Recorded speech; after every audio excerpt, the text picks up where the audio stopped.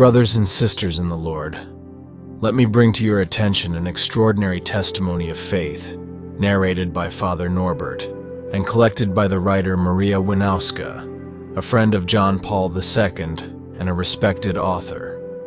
This story, which occurred in a small village in Hungary during the terrible communist persecutions against faith, speaks of a school ruled by a strict atheist teacher, Miss Gertrud, determined to erase every trace of faith from the hearts of her young students.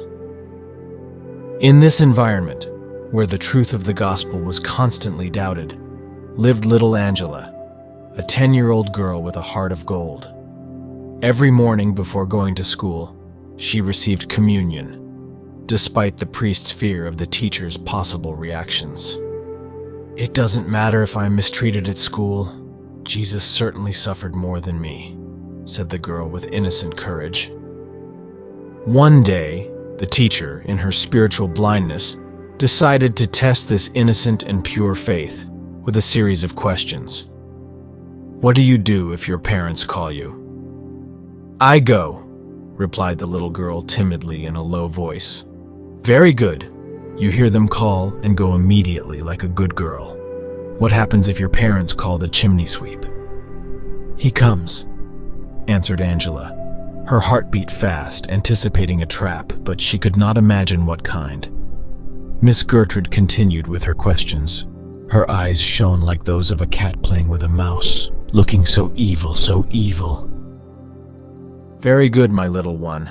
The chimney sweep comes because he exists, because he is alive." A moment of silence. "You come because you are alive. But for example, if your parents call your grandmother who is dead, will she come?" "No, I don't think so." "Good. And if they call Bluebeard, or Little Red Riding Hood, or Tom Thumb, you like fairy tales, right? So what will happen?" "No one will come, because they are fairy tales." Angela lifted her clear gaze, but immediately lowered it again. The dialogue continued. "Very good," the teacher gloated. "It seems that today you are able to think more clearly. So children, see that any living being that exists comes if called. And whoever does not come when called either does not exist or is no longer alive. Is that clear, right?" "Very well, now let's try. If baby Jesus exists, he will enter if you call him. So call all together very loudly. Come, baby Jesus. 1, 2, 3, all together." The children bowed their heads, and in a deathly silence a laugh was heard. "This is where I wanted you. This is my proof.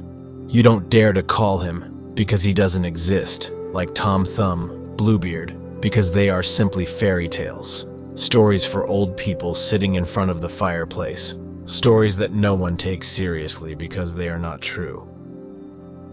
The children, stunned, remained silent. Angela jumped to the middle of the class, her eyes sparkling. "We want to call him. Listen. All together, let's say, 'Come, baby Jesus.'" In an instant, the whole class stood up. With joined hands, beseeching looks, and hearts full of boundless faith, they shouted, "Come, baby Jesus!" And the miracle happened. Wrapped in a globe of light, the child appeared, dressed in white and bringing to all an indescribable sweetness. How long the apparition lasted.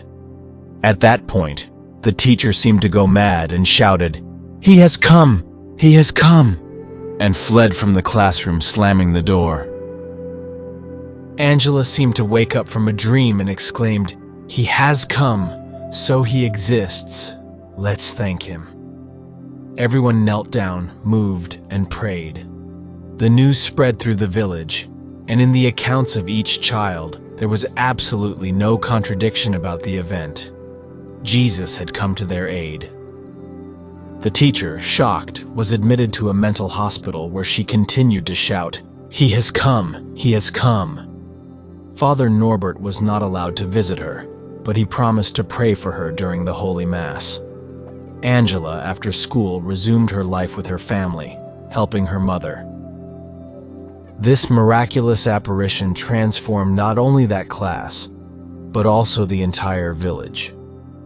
This, dear brothers and sisters, is the story told by Father Norbert, a tale that challenges our faith and skepticism.